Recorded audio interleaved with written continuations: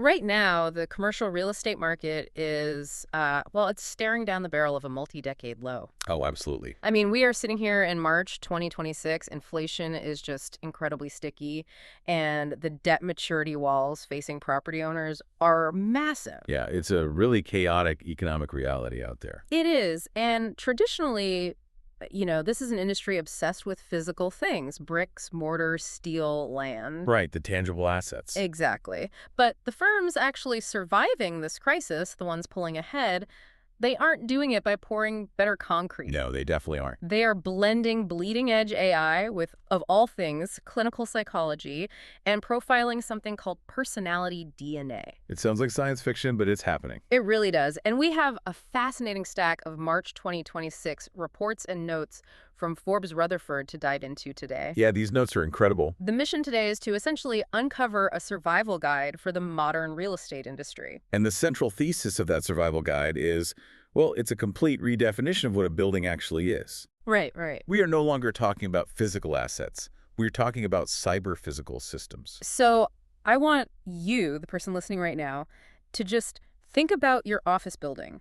Look around. Yeah, visualize the space. Try to imagine that building not as a structure of glass and steel, but as the world's largest, most incredibly inefficient data set. Because that's exactly what it is. Every time a tenant swipes a badge, every time the HVAC system kicks on, every single drop of water moving through the pipes, a power surge, it is all raw data. Just massive, chaotic streams of it. Right, and transforming that massive data set is suddenly creating unbelievable wealth in a market where, frankly, everyone else is losing their shirts. Yeah, and firms are doing this by chasing this concept known as digital alpha. Digital alpha. Okay, let's unpack that. So in finance, alpha is that excess premium return you get above the standard market benchmark, right? Sure.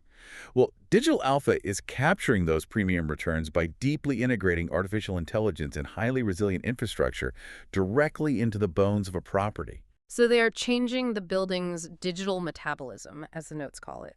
Exactly. The digital metabolism. Which makes sense because, a lot of what I see labeled as prop tech or technology adoption in real estate, it really just feels like a superficial software upgrade. Oh, superficial is the perfect word for it. It's like taking a drafty, uninsulated 100-year-old house and installing a single smart thermostat. Right, which does almost nothing. Exactly. Sure, you can check the hallway temperature from your phone, but you are still freezing, and your energy bill is still astronomical. Yeah, you haven't actually fixed the core problem. So a true digital metabolism implies what? Tearing that house down to its studs to build a fully automated, self-healing smart home. That's the exact analogy, yes. Yeah. You're talking about the seamless integration of data flows, actual cyber hardening, and massive power redundancy. And the financial stakes for executing that full teardown versus just the superficial thermostat upgrade, they're staggering. The numbers are wild. Firms that achieve a robust digital metabolism are pulling in 8 to 12% total returns. 8 to 12%, wow. Yeah, and the laggards, the ones stuck on the superficial tech, they're hovering around 5 to 7%. That is a massive gap. It is. But the real leverage here is the valuation. A true digital metabolism acts as a huge valuation multiplier. How so? It compresses capitalization rates by 150 to 200 basis points. Which is just life-changing math in commercial real estate. Oh, completely. Yeah. Because buyers in 2026, they are absolutely terrified of cyber-physical vulnerabilities. So if you bring a building to market that is deeply cyber-hardened. Right, meaning the HVAC network is completely isolated from the tenant Wi-Fi. The power grids have autonomous redundancies. The building commands a 10 to 15% higher exit multiple. 10 to 15% just for the security of it. Because the buyer is paying a premium. Yeah. They know they aren't adopting a systemic time bomb. That makes total sense. So let's look at the operational side of that, because the numbers here hinge on something called agentic AI. Yes, agentic AI is the engine here. And this isn't just an algorithm sending an email alert to a property manager saying, hey, the lobby is warm. No. Agentic AI takes autonomous action. Right. The predictive HVAC systems don't just run on a schedule. They are actively monitoring weather forecasts. And get this, they track the real-time movement of tenant cell phones in the building. Wait, really? The cell phones? Yeah, to pre-cool specific zones before the human heat load even spikes. That is Wild. And that mechanism alone is cutting utility costs by 14%. 14% savings just on predicting human movement. But there's a flip side to those savings, right? The digital brownfield risk. Oh, yes, the digital brownfield. Firms that only superficially adopt tech, they aren't just missing out on OPEX savings. They are actively degrading the fundamental value of their assets. Because we are seeing severe insurability cliffs right now. Right, the insurance underwriters are running their own risk algorithms. Exactly. They run their models against these outdated building tech stacks, and they are simply denying coverage. Which forces the building owner to self-insure or pay massive premiums. And when those insurance premiums spike, you see a 2 to 4% erosion in net operating income. And that NOI erosion instantly tanks the overall asset value. It's a vicious cycle. Which is why right now a lot of real estate investment trusts are trading at massive multi-decade low net asset value discounts. Yeah, the NAV discounts are brutal. But the geographic context in the sources offers a really clear roadmap out of this. In the U.S. markets, they were projecting a 20 to 25% narrowing of those NAV discounts. Purely through firms acquiring these digital brownfields and modernizing them to achieve that digital alpha. So the logic seems really straightforward up to this point. You acquire a vulnerable building, install agentic AI, cut expenses by 15%, and command a higher exit multiple. It seems like a perfect playbook. But if the agentic AI is negotiating power rates flawlessly and predicting the weather to cut costs, the obvious next thought is, well, just fire the entire C-suite. Right, let the building run itself. Yeah. Why interject slow, expensive humans into a perfectly optimized digital metabolism? Well, handing the keys entirely to the algorithm introduces a catastrophic vulnerability. Algorithmic drift. Exactly, algorithmic drift. See, AI models are trained on historical data. Right. They operate on the fundamental assumption that the future will essentially mirror the past, just, optimized for efficiency. But the future rarely mirrors the past. Never. We get black swan events, like a sudden geopolitical shock disrupts the global energy supply chain. Or a systemic cyber event takes down a major cloud provider. Or there's an overnight regulatory shift in carbon taxes. Right. And when a black swan event hits, an unchecked AI doesn't just make a minor rounding error. It fails spectacularly. Spectacularly. Okay. Because it has zero context for the new reality. So if your firm's entire underwriting process and business plan are built on unstress-tested algorithmic forecasts, the drift compounds instantly. Your pro formas inflate, your net operating income evaporates, and your asset values just plummet. you basically built a multi-billion-dollar portfolio on a digital house of cards. That's exactly what it is. I understand the danger. I really do. But the proposed solution in the Forbes Rutherford notes, it feels counterintuitive. The human-in-the-loop mandate. Right. The mandate is a strict human-in-the-loop governance structure. And by 2027, this human oversight is expected to become a strict fiduciary requirement for boards and investment committees. It will be legally required, yeah. But wait, if the agentic AI is giving us 15% OPEX savings precisely because it operates at lightning speed, doesn't mandating human challenge sessions to constantly check the math just create a massive bottleneck? It seems like it would. You are suffocating the exact efficiency you just spent millions of dollars to implement. It is the defining paradox for real estate executives right now. But the distinction you have to make is between efficiency and resilience. Efficiency versus resilience. Efficiency is phenomenal when the macroeconomic waters are calm. Sure. But resilience is what prevents the ship from capsizing when a rogue wave hits. I see. The human-in-the-loop requirement isn't about hiring someone to manually approve every single time the AI adjusts the thermostat. That would be ridiculous. It would. It is about stress testing the macro financial models. Humans are there to prevent a chain reaction of failures when the algorithm encounters a variable it was never trained to handle. But you can't just pull any veteran real estate executive into a boardroom and tell them to go challenge a predictive AI model. No, absolutely not. Like a guy who spent 30 years valuing concrete doesn't inherently know how to spot a cascading logic error in a neural network. Exactly. You need a very specific type of human mind to counter specific algorithmic blind spots. Which brings us to the psychology aspect. The notes outline this thing called the RutherfordINTEL performance assessment. Yes. This is a psychometric framework built on clinical psychology research by Larry M. Cash and neurobiology research by Carlos Davidovich, MD. Okay. It is designed to evaluate 85 distinct behavioral traits. 85 traits? Yeah, to predict on-the-job performance with over 85% accuracy. Predicting executive success with 85% accuracy sounds like a really bold claim. I mean, how does a clinical psychology test actually apply to real estate algorithms? Oh, it evaluates cognitive responses to ambiguity and stress. Okay, so how people react when things go wrong. Right. When an AI spits out an anomaly, a standard executive might panic, or worse, blindly trust the machine because the spreadsheet looks authoritative. We've all seen that happen. Oh, constantly. The Rutherford-Intel test categorizes people into 12 core personality DNA types. Like analytics, holistics, opportunists. Exactly. And it maps out complex hybrids and adaptable chameleons. It identifies the exact executives whose brains are wired to maintain critical function during an algorithmic failure.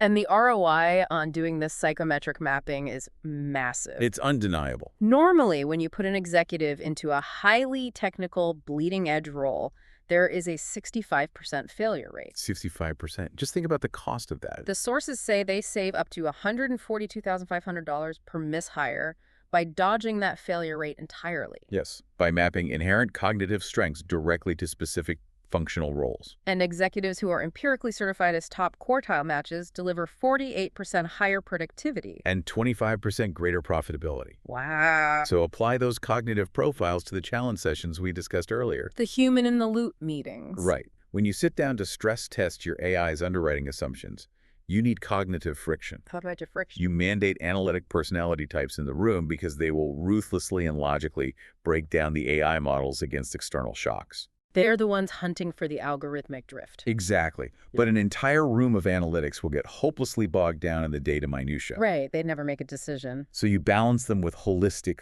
leaders. The big picture, visionary thinkers. Yes, the ones who moderate the process and ensure the resulting strategy is actually executable in the real world. So what does this all mean? It's essentially precision team building. Very precise. You aren't just hiring a traditional corporate hierarchy. It's almost like you're assembling an Ocean's 11 heist crew. That is exactly what it feels like. Where every single person sitting around that boardroom table has a mathematically proven, highly specific cognitive role designed to collectively outsmart the AI. To outsmart the AI and extract value out of the portfolio. Yes. And the failure to build that specific crew is what the sources label organizational model bias. Organizational model bias. It is the fatal trap of 2026. Legacy firms are spending tens of millions of dollars to acquire agentic AI and cyber-hardened systems. But they drop that quantum age technology into a Bronze Age human hierarchy. Beautifully put. They invest in the tech, but completely ignore the human structure required to govern it. Okay, let's map this out in reality. What does it actually look like when a billion-dollar real estate firm perfectly aligns this personality DNA into their C-suite? It's a total paradigm shift. Because the titles alone in this new executive team are fascinating.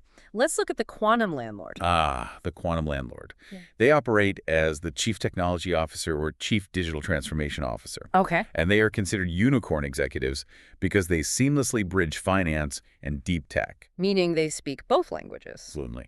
They understand capitalization rates, net asset value accretion, and debt covenants. While simultaneously understanding API orchestration, IoT telemetry, and large language models. Exactly. And their personality DNA maps as the inventive and chameleon hybrid. Yes, they are persistent innovators who adapt instantly to shifting environments. What stands out to me is how the quantum landlord views ESG. Environmental, social, and governance mandates. Right. To them, ESG isn't a regulatory compliance checklist to just, hand off to the legal team. Not at all. They treat it as a pure P&L optimization exercise. Carbon emissions and energy waste are simply labeled utility leakage. Utility leakage, I love that term. Stop the leakage, and you immediately drive net operating income. And to stop that leakage, the quantum landlord utilizes a tool called the living digital twin. Which is not just a static blueprint. No, it is a real-time 3D portfolio model. It functions as a live heat map of the entire organization. Constantly updating. Continuously. Yep. It ingests data on tenant behavior, utility loads, localized weather patterns. So the quantum landlord sits at what they call the quantum console. Sounds very sci-fi. It does. Yeah. Watching a live NAVR meter and tracking their overall cyber resilience score. And they use that living digital twin to run complex simulations. Right. So if they want to test a new efficiency, they don't have to dispatch a physical maintenance crew to fiddle with the building and just hope for the best. They simulate it first. They simulate tweaking the lobby cooling system by 2 degrees during peak hours, or they simulate deploying automated renewal bots to handle tenant lease negotiations. It's incredibly powerful. There's a specific example in the notes where a quantum landlord ran these digital simulations, uncovered hidden operational efficiencies, and lifted the firm's net asset value by 42 basis points. 42 basis points without touching a single thermostat physically. They generated a massive return without a single moment of physical trial and error. Here's where it gets really interesting. They are essentially playing a high-stakes game of SimCity with real physical skyscrapers. That is exactly what's happening. And what's fascinating here is that mechanism is the direct countermeasure to the multi-decade low valuations we talked about at the beginning. The NAV discounts. Right. When a firm can continuously extract operational efficiencies through a digital twin while simultaneously proving to the market that their building has a high cyber resilience score with 0 near misses. They command a fundamentally lower risk profile. Yes. And that lower risk profile is what narrows those NAV discounts. But as brilliant as the quantum landlord is at optimizing what the firm already owns, they need a safeguard when the firm goes out to buy new properties. You can't just simulate your way out of a bad acquisition. Exactly. And that requires a totally different cognitive profile. Enter the tactical surgeon. The tactical surgeon. This is the modern digital asset or acquisition manager. Okay. Before a firm acquires a new building, the tactical surgeon steps in to execute digital due diligence. Auditing the third-party vendor risks. And systematically quantifying the cyber-physical vulnerabilities of the target asset. And their personality DNA is the analytic and inventive hybrid. Yes, they leverage intense data-driven logic to dissect complex transaction risks. But they use their inventive traits to design practical mitigations for the vulnerabilities they actually find. Precisely. And think about what happens when an executive lacks this specific hybrid profile. Like a traditional acquisitions manager. Right. Imagine they just blindly trust the AI because the projected yield spreadsheet looks fantastic. They authorize the purchase of a newly renovated building. Only to discover the automated HVAC system fails and floods the lower levels every time it rains. Because the sensors weren't calibrated for local barometric pressure drops? Exactly. Yeah. The tactical surgeon's entire brain is wired to hunt down exactly that kind of vulnerability before the money changes hands. And their accountability is brutal and clear. The tactical surgeon's success metric isn't based on the sheer volume of deals they close. No, it's highly specific. They are judged entirely by the variance between the AI's projected operating expenses during underwriting and the actual operating expenses over a 24-month period. It's a brilliant metric. If the algorithm projected $1 million in OPEX, and it actually costs $1.5 million to run the building. The tactical surgeon failed. Simple as that. Their sole purpose is to ensure the human in the loop catches the algorithm's blind spots before the ink dries. Okay, so let's pull all of this together. We started out looking at a March 2026 commercial real estate market that is battered by inflation and crushing debt maturity walls. It's a tough environment. The traditional playbook of better locations and nicer concrete is failing. The winners are transforming their buildings into massively efficient data ecosystems to capture digital alpha. Building that true digital metabolism powered by agentic AI. And cyber-hardened infrastructure. But the true secret to their survival is protecting that metabolism from algorithmic drift by deploying an incredibly precise, psychologically mapped team of humans. Utilizing clinical psychology to map 85 behavioral traits. Intentionally designing a boardroom where an inventive quantum landlord simulates 42 basis points of value out of thin air. While an analytic tactical surgeon anchors the AI's math to the real world. And a holistic executive moderates the friction between them. It's a perfect system. So, you, listening to this, look around your own workplace or your own industry. Are you just installing a superficial smart thermostat in a drafty house? Or are you actively building a true digital metabolism? It's a crucial question. And when the AI throws an anomaly and those mandatory challenge sessions happen, who are you in the room? Are you the analytic stress tester tearing the model down to its studs? Or are you the holistic moderator fighting to keep the big picture in focus? Take that a step further and consider the implications for the broader economy. What do you mean? Well, real estate is a sector that has spent centuries obsessed with physical dirt and steel. True. If this industry has realized that the only viable way to survive the AI revolution is by rigorously profiling and deploying human personality DNA, How long is it until every single industry, from global logistics to healthcare to high finance, requires a mandatory cognitive audit of their leadership? Wow. It might be the only way to ensure their AI doesn't confidently drive the entire company off a cliff during the next unpredictable black swan event. A cognitive audit just to ensure the human mind is equipped to manage the machine age. Something to think about the next time you walk through the lobby of an automated building. Thank you for joining us on this deep dive into the Forbes Rutherford Notes, and we will catch you next time.